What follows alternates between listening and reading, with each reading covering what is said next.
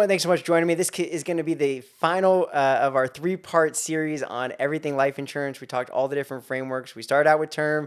We moved to whole life. Chris had an amazing video too on whole life. It turned into like one of my favorite videos ever to be a part of. Now we're talking about universal life. I get to take the reins a little bit on this video, kind of go through the different scopes of where we use this in retirement. We cover everything from universal life, index universal life, survivorship life. We touch on hybrids and modified endowment contracts. This video had a lot. I'm really excited for you to watch it. Thanks so much and I hope you enjoy it.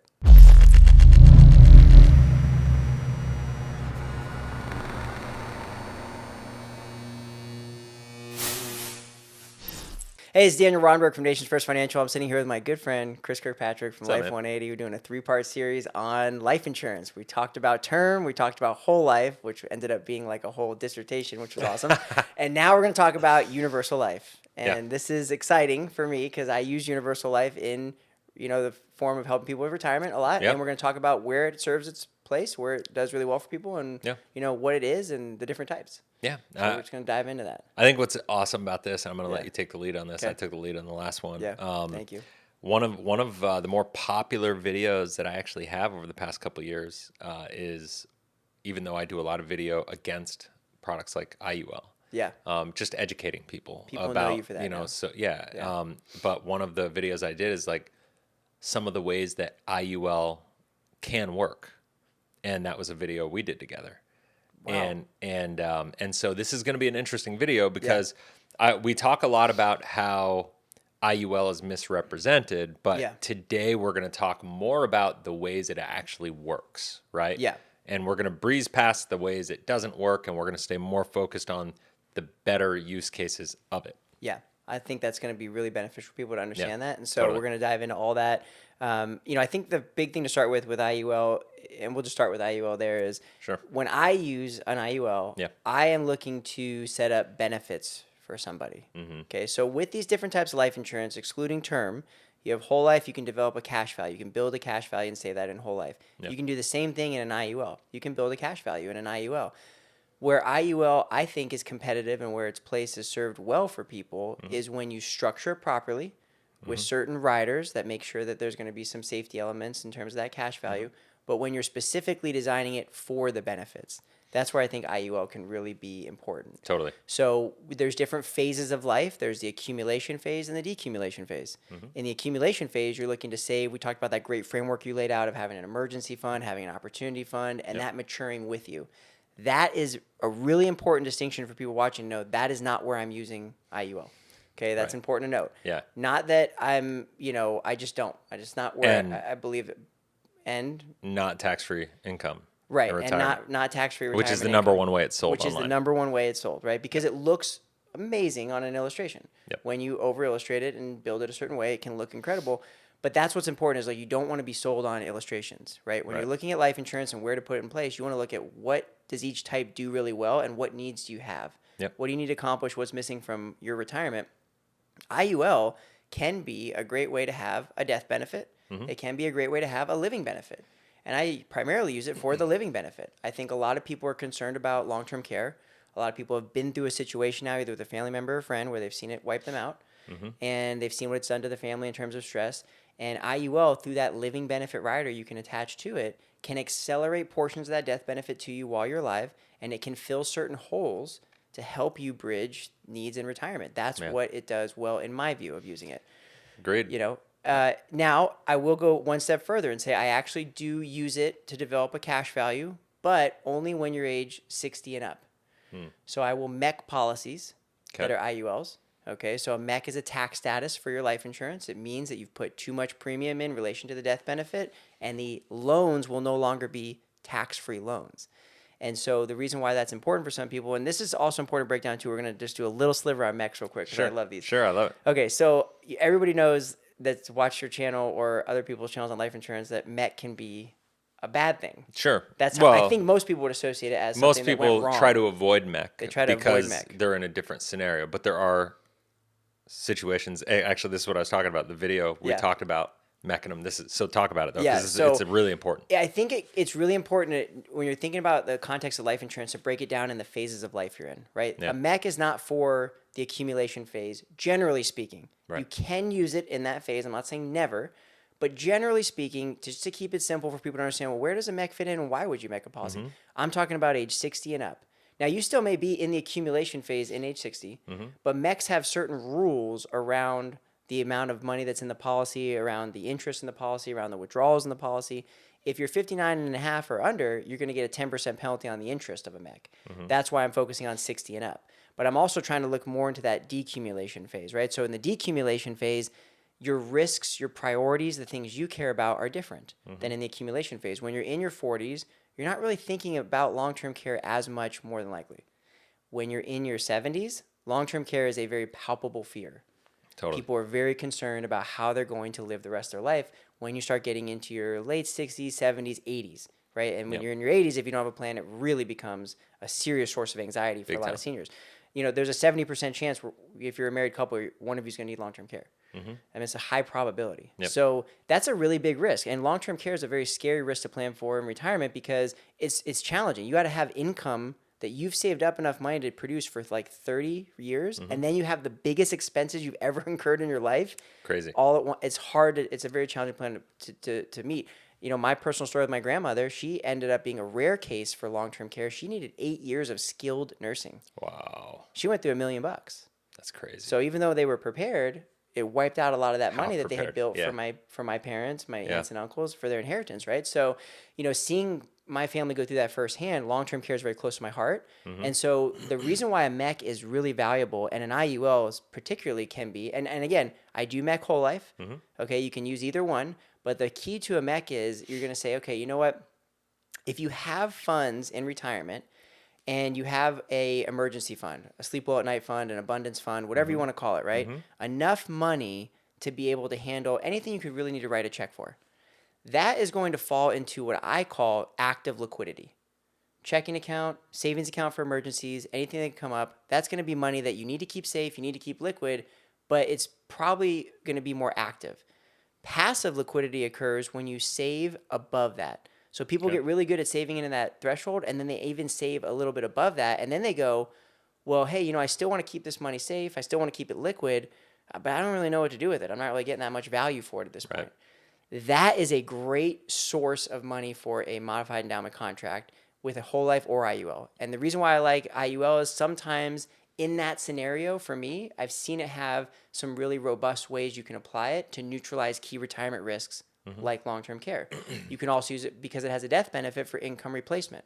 So a lot of husbands and wives, you know, or spouses will look at their income scenario and they go, okay, you know what? We have a good scenario while we're married and alive.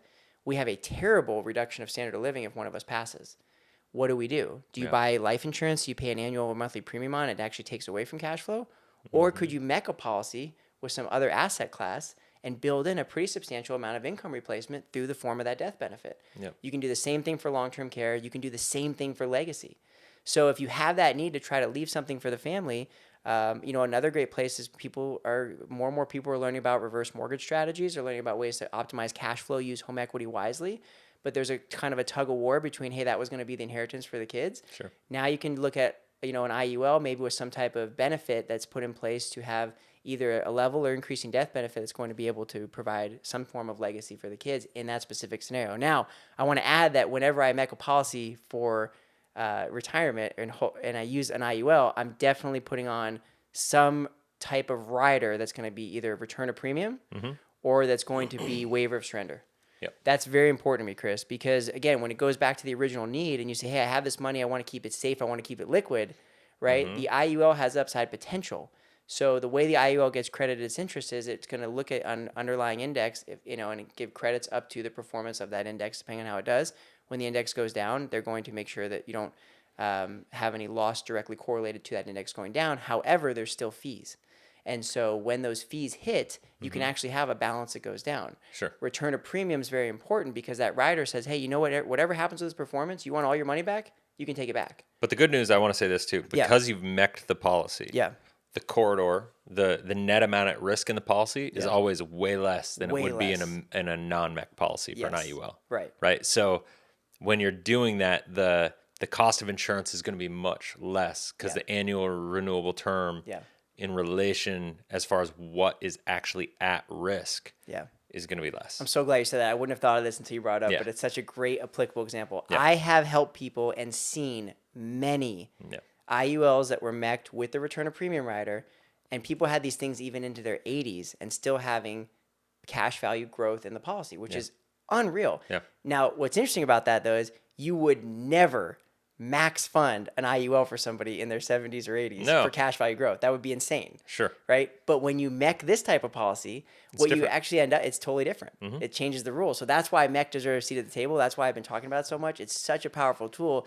Like, to even have a life insurance vehicle that is in the IUL family, growing for someone in their 80s, the cost of insurance is so high because you're so much closer to mortality. Yeah. But the indexing is so powerful, and when the corridor is so narrow, and you have that safety net of that return of premium. I was going to say that's the return of premium safety net is the saving grace. And the other element of that is, and correct me if I'm wrong, because but the other element of that is you have that return of premium. Yeah. And you have the money growing, but you're not leveraging this money for tax-free income. Like, that's not the purpose. Now, if people need it for emergency, right, it's there. Yeah. How does it impact the return of premium if you take a loan against it? Well, that's another good point. While you can take a loan from your mech, remember, these people, going back to the framework, right? That's why we're trying to build these. They took that money from a place where they said, hey, this is kind of like in a savings account. This is kind of like in a money CD. you don't need. Yeah, it's money you don't need. And they're not using it for loans, right? Yeah. If they want the money back, I call it all or nothing liquidity. Yeah, yeah. We're not going to take loans from the mech. Okay. You're either going to cash it out or you're going to keep it. I just wanted to be really clear. Yes, I knew the answer to that. Yeah. I thought it was, so I just wanted to be really clear. Just full trend, I've never sold one of these, right? I've talked to Daniel, like he has. I've happened to think they're pretty incredible for the right circumstance, and so being in the field, meeting with clients, helping people with these, I've been very proud of these over the years. Yeah. Because they do have when you mech that policy, and you have that indexing as high as it is, you can actually have a pretty cool scenario in that specific phase of life. And what I love about them, Chris, is, I mean, it's where else are you going to have an opportunity to get somebody in their 70s or 80s a meaningful benefit to care for them for the rest of their life? That's what it comes back to. It doesn't matter about indexing, dividends. For sure. What it matters is, like, you're sitting down with somebody and you have a chance to provide them with dignity, security, peace of mind, honor their legacy, protect someone's grandmother. That's what it comes down to. That's what I always say. It's not, is the product good or bad? Is it in alignment with what you need it to accomplish? And that's the only reason I don't like IUL typically is because it's not because it's a bad product. Right. You just used a good use case or explained a good use case of it. Yeah. The problem with IUL is for the tax-free income retirement, right? The misrepresentation of how that works online. That's my problem with it. Yeah. Like, so I'm going to tell you something. I don't even know if you know this yet. Okay. Ready? Now I'm excited. But remind me, I have one thing I want to say. Okay, well, no, you say it first. You say it first. You're not going to forget yours? I won't forget mine. I can't forget this one. We did in our last whole life video, we said, hey, if you are on TikTok or Instagram or whatever, and you see some corny, hey, this is how you're going to get wealthy video with life insurance, skip it. I'm going to say something else that I want to know if you think is true. If you get presented an illustration where loans are coming out for retirement income, skip it. Don't take it with any level. I would say don't skip it. Send it to me so I can do a reaction video. Okay. Is there like a general mailbox people can forward illustrations to? I need to create that, like Chris reacts at You know what you need? You 180.com. need an like somewhere someone can just upload an illustration. Like, yes, that's a good call. I mean? Yeah, I should figure that out. Yeah. All right, you ready? Yeah. CompareMyIUL.com. I have RescueMyIUL.com. Do you really? Yeah, and people go there all the time and submit Rescue My IUL. People go and they submit their original illustration, the in-force illustration, and we do a full evaluation for free. Anybody that wants it. Rescue My IUL. Yeah, it's just to consult with them and help them realize the best path forward for their IUL. Wow. Whether it's 1035, whether it's surrender, whether it's you're close enough in the surrender period to keep going for a couple of years to let the surrender go down and like figure it out. We kind of give the coaching on the best way to go. That's cool. All right, you ready for my fun, exciting? Yeah. Sneak peek. We're now selling IUL. What? So here's the deal. What do you mean? I always tell people I'm open-minded. Yeah. I don't think people believe me most of the time. Okay. Especially the IUL people of the world. Yeah. But we're now selling IUL because there are certain IULs that we've found and we've now gotten a contract with I'm not going to name the company right now just because of a lot of reasons that you know of as far as compliance and all that stuff goes. But the IUL, it's not going to be sold for tax-free income, obviously, because that I would never do. Right. I figured But there are IULs that have guaranteed riders associated with them, and you're going to get into the GUL and the SGUL and all that stuff. Well, even IUL with a strong guarantee. An IUL with a strong guarantee and guaranteed riders. Like, so I just did a case study going through illustrations, and I looked at IUL illustrations not through the lens of the potential upside and the indexing and all that, but through the lens of what are the guaranteed riders associated with this and what would be the actual guaranteed result of this policy. Yeah. And what we found was we could, where IUL outshined whole life is if you utilize it and you utilize the annual renewable term chassis. There's one company that I found that you can basically say, I want to have guaranteed until a guaranteed IUL insured up until age 85 or up until 95 or up until 100 or 105. Like, you can pick it and it changes the price. You can literally dial it in. That's cool. To a specific year. You could say, until I'm 93 years old, I want to have this coverage in place. It's amazing. And you could do that and guarantee it. And so it's not so different than like a GUL that you'll talk about. But it's just it's a bit more flexible. And it's going to have a little bit more liquidity. But once again, as soon as you start tapping into the liquidity, the guarantees kind of go out the window. Right. And so it's a give and take. And so for the right person from a legacy planning perspective, it's kind of like a perma term. I like that. Right. Yeah. It's you That's have what I think of GUL. Right. It's perma term. Perma term. And a lot of cases, GUL is still going to outshine. It's going to be cheaper than this because this is a little bit more expensive. But for the right person in the right scenario, it's a good fit. It's amazing. So that brings me to a good point. I want to break down, going back to people who are watching this who want help to, because the whole mission for us to create this video was we want to create clarity. You know, we want to help people to really understand where you use these types of products. Term is going to be, you know, a very economical way to serve you from protecting from financial risks. You know, you're going to be able to just get cheap term. You can rent for a term. It's going to cover that risk for a certain period of time, and you're going to move on. You know, whole life is going to be something that we use as foundational. That's going to be in the accumulation phase. When we move into the decumulation phase, that's where we're going to start looking at modified endowment contracts, universal life, guaranteed universal life, and survivorship universal life, which I'm fired up about. That's where I get excited about SGUL. So index universal life, right? You're going to get more. You're going to have the upside potential. You're going to have some flexible riders and benefits you can put on. But I think what you said, Chris, is so important to look at these riders. We did a really good job, and I loved what we did with the term video on the riders. Riders are important. They matter when you look at policies, right? And a lot of agents don't even know all the riders that come with the policies they're selling. Like, and then I've met into a lot of people who are like, I didn't know that was an option during my application. Like, why didn't we check that box and get that rider, you know? That's so, like, so, and I want to say this before I forget, because the riders are key. And I'll say this. The riders are an area where IUL is better than whole life in a lot of scenarios. Not to say that whole life doesn't have riders that that are powerful that you can utilize. But that's one of the benefits of the IUL chassis is some of the flexibility in the different riders. I'll tell you what, across the board, there's better long-term care riders on IUL. If you want pure long-term care, not just living benefits, I would agree with IULs have better long-term care riders. There's one outside of the hybrids for whole life, right? Because the hybrids for whole life have some pretty robust riders. Bingo. Yeah, exactly. But that said, like, I'm just trying to be totally like, no, that's very objective. Even keel objective as possible. Is that the long-term care riders across the board for IUL are tend to be have more options. We'll say a lot of options. Right? Early high cash value. I mean, you can do some cool stuff. Like especially when you get into like the business world, like you can do early high cash value. I mean, there's all kinds of cool riders you can put in place.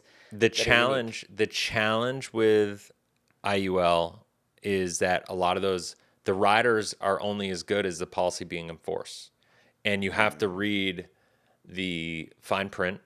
And my challenge is a lot of times people sell it for all these riders and they're like, oh, you have this rider and this rider and this rider and this rider.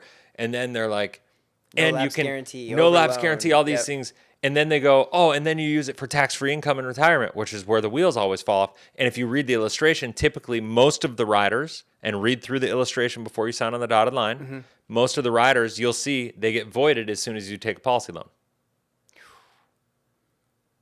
So they offer all of them, Yeah. but then as soon as you start doing the tax-free income retirement strategy, a lot of the other riders that you thought were there for you are gone. Yeah. I'll just say this on the tax-free income for retirement, because I think this is like the biggest reason I got into YouTube, Chris, if I'm being honest, was like, it's hard to help somebody realize what this would feel like. But I'm very concerned about people putting the majority of their income hopes into IUL for retirement, because the scary part to me is it'll work for a period of time, but you don't know when it's going to stop working, and that person's going to be all by themselves in their 70s. That's what scares me the most. Like if you just think about this for a second, okay, let's talk about it. You want to talk about a case study?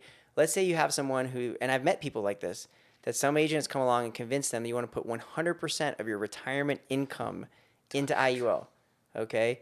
And they're not there helping them reallocate it. They're not there helping them with the death benefit changes that have to occur. They're not running in-force illustrations, multiple in-force illustrations, multiple times a year to check on how. Yeah, at least once a year. To service an IUL, that if you're max funding an IUL in the accumulation phase, to service it properly, you have to be running in-force illustrations all the time. Yeah. Like especially because they're point to point. Work. I don't know if you guys realize this, but when you buy these index ULs, like what happens is the most index strategies are point to point annually. So every month you have a new segment of the IUL. Yeah. And so every month, technically speaking, you should need a new in-force illustration to deal with the new market segmentation. And when your premiums go in, they will segment when for sure. So you can have it's messed up. You can have multiple premiums on different allocation schedules, and then you might miss a reallocation for a portion of your premium you don't even know. And so that's why it's so important to do that. But again, the thing that scares me the most about it is if you're in your 70s and you're by yourself, your agent's not servicing the policy, and you just don't know when that cliff's coming. And when you're approaching the cliff, it's already too late. Because that thing will fall apart so fast. And it's scary because you have the annual renewable term that's increasing. You're taking massive loans, which puts pressure on the policy to perform. You hit a couple years of zero, you got some serious risk. And that's the thing I think that's our mission, is like, that's what scares us most, is like, IUL can be used properly. It can have a place. We just talked about it, right? You're using it in some places. I'm using it in some places. It has too much risk in that space. It's just because you can lose all your money. Totally. And anything you can lose all your money in, to me, is just too risky. I don't want to, that's just 100% too agree. much. So, and this is my problem with people like Doug Andrew. Sorry, you're just calling out everybody on these videos. I don't care. That's what I do, man. You don't get on video with me if you don't expect me to call people out. Sorry. But like that's my problem with people, is he's the guy who's going to tell you to take everything that you have and put it into an IUL. You know? I've seen his videos online. I've never met him. There's a reason he's no longer licensed. There's a reason, if you look, just Google Doug Andrew lawsuit. He's the #1 IUL trainer in the world. Wow. In the world. Google Doug Andrew lawsuit. Who was the laser fund? That's Doug Andrew. Oh, that's Doug Andrew? Yeah. Okay. He's a clown. I had anyway, I'll tell you that story later. Anyway, IUL, like, let's break it down, right? There's use cases for it. I think going back to what phase of life you're in, what you need to have happen, can it remove risk? Is it set up properly? Do you fully understand it? I think that's important to take a look at. It does have a place, and MECs have a good place in there. We touched on hybrids, which is kind of interesting because it can be in the MEC category, but. Can I pause you for a sec? Please, yeah. Define to everybody, because I don't think we did this at the very beginning. Okay. Define to everybody the history of it, or I'll do the history for real quick. In the early 80s, Universal Life was created by E.F. Hutton. That went, and then they had like VULs. There was Guaranteed Universal Life, and then IUL came out, Index Universal Life. IULs kind of started dominating the market, and like just the marketing, TikTok, Instagram, 1 minute, microwave mindset culture has allowed that to kind of take off. But the UL platform is the foundation of all of them. Yes. Explain what a UL chassis is. So a UL chassis, and this is interesting because all my mentors they were in the industry and lived through the whole UL thing. And so the UL chassis is basically an annual renewable term chassis where you can overfund and put a cash value. And it's going to be based on the old ULs where the company would just declare an interest rate. The problem with ULs were, and this is what all my mentors went through in the 80s and 90s, were, you came from the whole life, which was around, everybody knew it, they knew how to sell it, they knew how to offer it, they knew how to structure it. ULs came out in a higher interest rate environment. All of a sudden, you could illustrate these things to look incredible. You could put way less premiums in, and that interest rate would carry the policy. When you're working with an interest rate of 12%, Chris, Yeah, it's amazing. you can, and you put it next to a whole life, you can go to all your old whole life clients and go, wait a minute, why would we keep doing this? But again, that's the difference. It's not guaranteed. Right. And so, what they're saying is, hey, we can start saving money on your insurance. Let's put in less money. Plus, they pay very, very well. So a lot of agents moved over and got into the whole UL game. And what happened was they, found out years later that they were doing them in a high interest rate environment. As interest rates tapered for 30 years, these things started to blow up. And what we mean by blow up is lapse, meaning that, hey, it worked on a 12% interest rate. When the interest rate actually turned out to be like 4, it didn't last. One thing that's really important that a lot of people don't know is if you look at your universal life statement, it'll say right on there, With the current assumption and guaranteed assumption with current premiums and without current premiums. And Right. a lot of people are shocked because they don't know what that really means without someone explaining to them. When you look at your current assumption with current premiums, if it's on track to lapse, you got to get out in front of that and make a change if that's not suitable for For you. sure. You And know, a lot of it's- times it's too late. A lot of times it is too late. Unfortunately. Yeah. Or unless you are super liquid and can come out of Yeah, pocket because see, for- the thing about a UL that's interesting that people don't realize is they'll go, oh, I'll just pay more premium. They don't realize that annual renewable term Gets has been huge. it gets massive. Think about a Massive. term policy. This is how it works. Think about your term policy when it hits the end of the term. People always go, oh, the premiums jump up. It's crazy. Yeah, it it's ends like up being they- $20,000, $30,000 a year they just for the force you out. insurance costs. That same thing is happening inside of universal life. Mm-hmm. And so, that's what scares me about these people that are putting a lot of money in is you get into your older ages, you won't be able to fix it, catch up. So again, it's good in some places. You got to be careful of it in other places. For sure. You really got to know what you're getting into. So that's index universal life. And I want to go to hybrids for a second. love it. I don't think hybrids could be their own type of video. Yeah. But a hybrid Well, is, we just did a hybrid video, didn't we? well, we did Like a couple months ago. we did a couple months ago, so we Yeah. won't go into the whole thing. Okay. But at its core, where you would use a hybrid is, again, in the form of trying to solve another retirement risk. Mm-hmm. I think the best, really, the hybrid that I use the most is going, and really the main one is just for long-term care. Mm-hmm. You can go out and get a combination of a whole life and long-term care policy put together. Yeah. The reason why that's super important is a lot of people don't do long-term care planning because they don't want expensive premiums. Yeah. They don't want premiums that could go up. They don't want the threat of the company writing to them saying, hey, you know what? You have to put in more money. Mm-hmm. That's a scary proposition with long-term care. They don't like the fact that they might never use it. Mm-hmm. So that's a big problem with long-term care planning. That's why people typically avoid long-term care insurance, is those 4 reasons. Hybrids solve that because it's built on a whole life chassis. We've used this word chassis a few times. It comes with a guarantee on the whole life side, which means that your premiums are guaranteed, the performance is guaranteed, the death benefit is guaranteed, and the care benefit is guaranteed. That's very important to me because as an agent, I don't want to ever be in a situation with a client where they come to me in 15 years and go, hey, Daniel, what's this notice from the company? Can we talk about that for a second? Yeah. So you talked about whole life, all the guarantees behind it. Mm-hmm. And then you could do UL or IUL or whatever. You could put a rider on. You could put a rider on for those. That yeah. would be similar. Yeah. But a lot of times they're going to be cheaper. And that's how the agent sells you. They go, "Oh, look, it's cheaper, it's upside." It sounds a lot like your UL story from the 80s, right? Yep. But the thing that I really encourage people to do is just use a little common sense. Okay. Because in what world are you able to offer a better benefit for a cheaper price, right? And still protect yourself the same way. These companies are actuarially driven.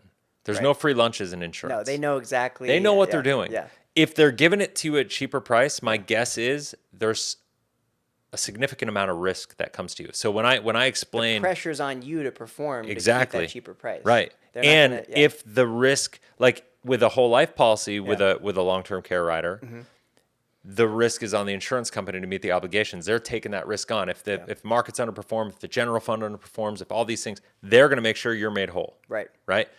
In a UL, if anything goes wrong, it's on you on you. to make up for Yeah. it. So they've offset the risk from them to you, the policyholder. That's the biggest difference. Yeah. And actuarially, they can price it cheaper because they don't care. Right. I mean, not obvious. They're not heartless, but they have no financial risk at all. Right. So they don't care. They can. It's now just a sales war. It's an illustration war yeah. about that- what do we sell. And that's why I'm so passionate about this, Chris, is like when it comes to retirement, when it comes to long-term care, protecting your spouse, making sure you have enough income to live, you don't want risk. Totally. You need that to be there. That's the Like, time of your life when you want zero risk. if you have long-term care benefits in place and you're trying to rely on those, Yeah. you don't want those to fall apart on you. Totally. That's the biggest thing. Could not agree more. And that's so important. And going back to this too, like when you think about, and I've been in the situation where you have kids come in for mom or dad who can no longer take care of themselves or power of attorney, they're not going to care if you mech'd IUL or whole, they're going to care that mom and dad are okay. That's the most important thing. And that's what they care about. But when it comes to hybrids, there's hybrid annuities, which that's a whole other video, but those Actually, are I think that's the one we did. Yeah, we did hybrid index annuities, which are those really are great. cool. Those have amazing long-term care benefits with them, and those are where we use indexing in the form of an annuity with a long-term care benefit. Yeah. But on the life insurance side, when we're talking hybrids, we're talking whole life that's going to have a true long-term care benefit and actually has different underwriting for morbidity, for long-term care criteria, that's going to have a very robust rider. So think of the MEC where you can keep a lot of money safe, you can keep it relatively liquid, and then you're going to have a much better long-term care benefit rider in comparison to the death benefit you get. Do you ever combine long-term care benefit riders with MEC policies? Can you keep the tax-free nature of the rider if it's a MEC policy? You can keep the tax-free nature of the rider. So MECs are interesting. They're going to be taxed like an annuity while you're alive for the cash value. But the death benefit. But the death benefit and accelerated death benefits are going to be tax-free. So yes, so we that's do that. that's a huge cool huge spot. one. Yeah, you can add that rider on. So again, that's where you're going to be, but it's benefit driven. It's focused because it's on rider driven. It's benefit. rider driven. It's not the cash value. Yes, you're going to focus on removing key risks. That's what's most important. Yeah. So carrying on to that, let's talk about GUL because I love GUL. I love it. And so I think GUL is a very powerful tool. It very much so is for my family. When we sat down with my mom and dad's retirement, and we said, what are you missing? What's your hole? Where's this gonna go off the rails? What we noticed was there's a pretty big age difference between my dad and my mom, and we noticed that hey, there's a lot of income on dad. Mom's got a long way to go. Like, what are we missing here? Should we buy more income and try to do joint lifetime income for dad and mom? Like, what's going to be the most economical way to solve my parents' problem? Get more and more GUL on my dad.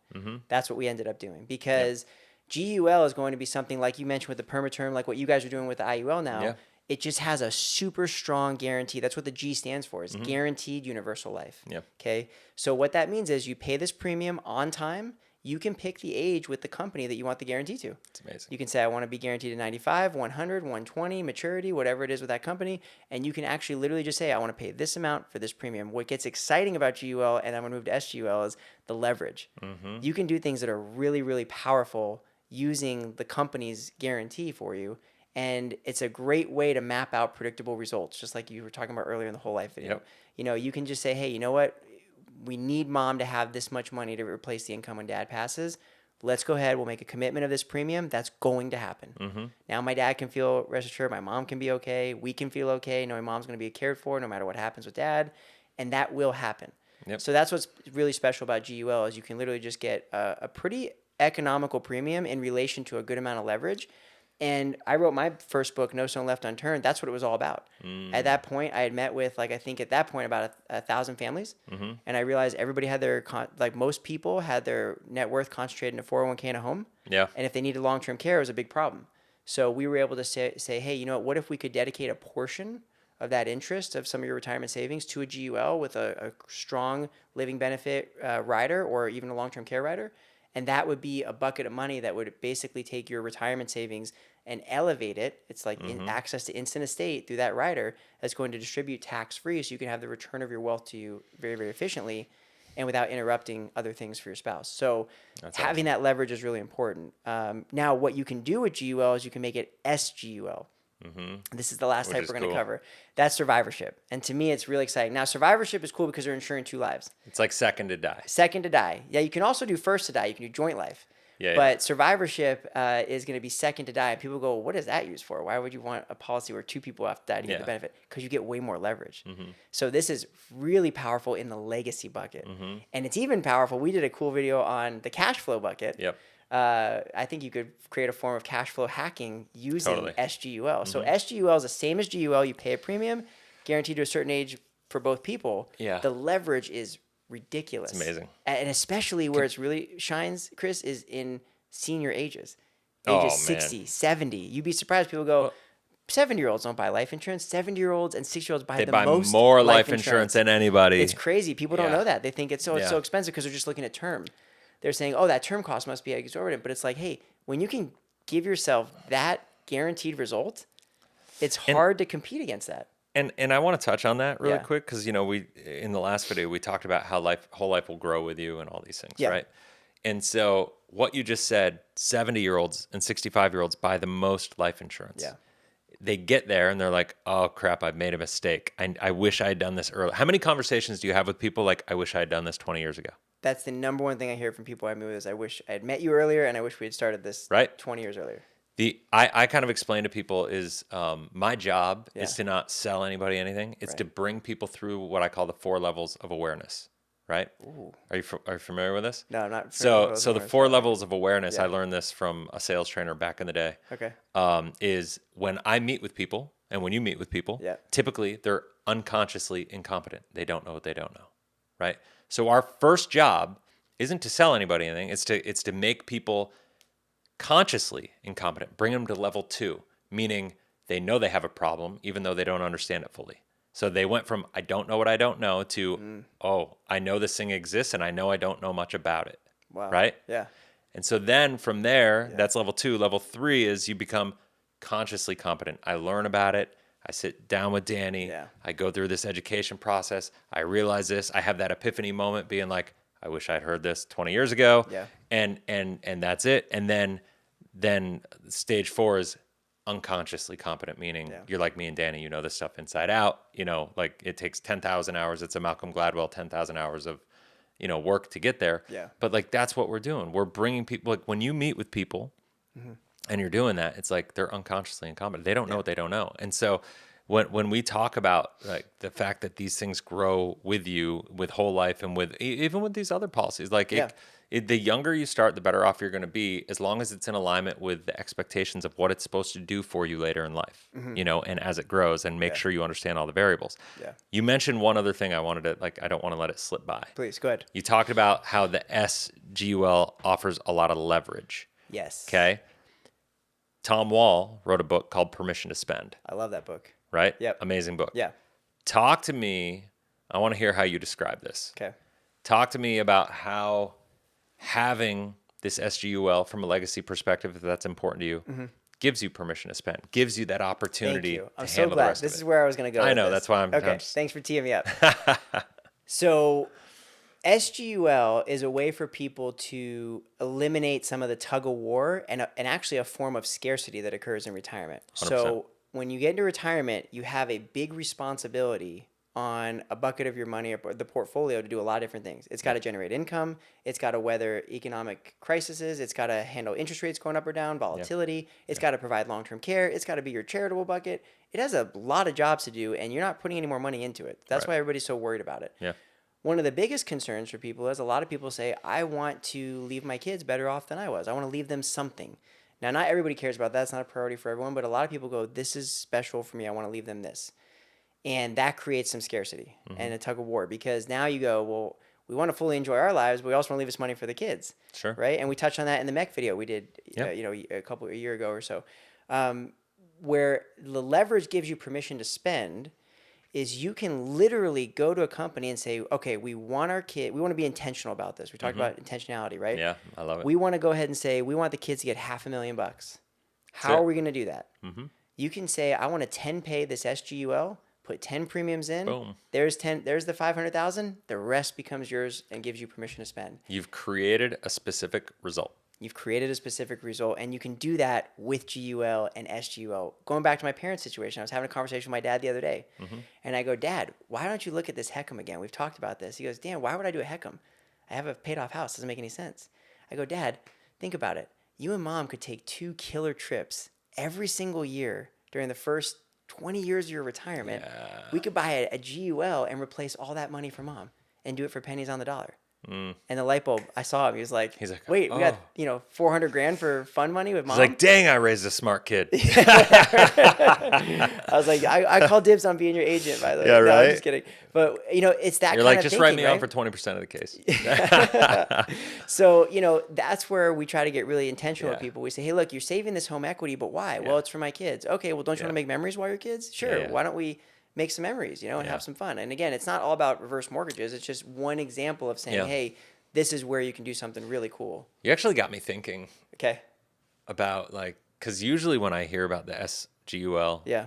it's couples in their 60s. Yeah. Late 50s at the earliest to Yep. 60s. Have you ever written an SGUL on somebody in their low to mid 40s? Have you seen them? They're incredible. I want will- you to I will to send do you one one. for me and Hannah. They will blow your mind. I want you to do one for me and You Hannah. will freak I want out you to help how me. much- I just started thinking Yeah. about it and I'm like, It's I don't want to look at it. it's crazy. Yeah. It's so exciting. I wonder if it's on 2 lives, if that would be a way we could get her covered a little, because it's not only her life. Oh yeah. You know what I mean? And that's a great point, Chris. You can have an uninsurable spouse on an SGUL because they can insure the Yep. second. They're still It'll be insuring. something. They're still covering mortality costs Yep. amongst 2 lives, and I've Yep. had that where one spouse is uninsurable, but it still makes more Yep. sense to do it as an SGUL. Yep. SGULs you can build a cash value in, Yep. which I think is really cool. Yep. I've seen that as a really cool way for people to use whole life Yep. and in their 60s. Yep. Structuring it as an SGUL as a MEC, which is I'd be fascinated to see. It We is should we cool. should do an SGUL and then do a video on that. on the whole life like the SGUL. case study for Chris, me at they're a 40-something-year-old. awesome. Yeah, and so show the guys, difference. subscribe and hit the bell. That way you see it when we launch that'd that be video cool. too. Let's do That'll that. be We'll awesome. circle back to that one. We'll Yeah. do like a real. Okay, so that'd be cool. But yeah, the SGUL is so powerful. Now where we're seeing a lot when we're using retirement income annuities is the interest rates are so high. The payout factors on these annuities right now are the highest they've ever been in my career. They're sick. It's insane. It's insane. So you have somebody in their 70s, Chris. You can get an 8-9% payout factor. Sometimes higher if they're in their 80s. I've seen SPIAs, Chris. We did a SPIA for someone in their 90s. The payout factor was 22%. You think? It's crazy. That's crazy. It's unbelievable, right? For 90-something years old. Yeah. I mean, Well, and she had a life insurance policy, an old UL, Okay. that the premiums had creeped up to the point where they were so she was unsustainable. gonna lapse. So we annuitized to protect the premium so it wouldn't run got out. it. That's a good idea. Yeah. Cool. Thanks. I have a couple good ones once in a while. Yeah, that's cool. So anyway, that protected the legacy that she'd put in and got her guaranteed to maturity. That's the only reason you would ever really Cool. do that, So That's awesome. But anyway, when you pair the payout factor with the SGUL together, that's where you get some pretty incredible results because now you can say, okay, how much in relation do we want to leave as a basically like the principal amount you're keeping safe, right? How much you want to pass to the next generation, but how much cash flow do you want to develop for you? You can put those 2 products together like 2 puzzle pieces and say, hey, let's get a high cash flow uncorrelated to interest rates or market returns for me and my spouse that's guaranteed for our lives. And then how do we guarantee that we'll be able to leave that money for our kids? Powerful combination. I'm super curious. I'm like dying with Let's curiosity. go. To We see got to it get now. into computers. So anyway, this concludes our 3-part Yeah. series on No, the it's different amazing. frameworks of life insurance. We went from everything from term all the way to SGUL. We covered a little bit on hybrids, MEX, whole life, UL, GUL. I honestly think these 3 videos back to back are probably going to be the most comprehensive, like really deep dive. Not super technical, but more like real world practical use case.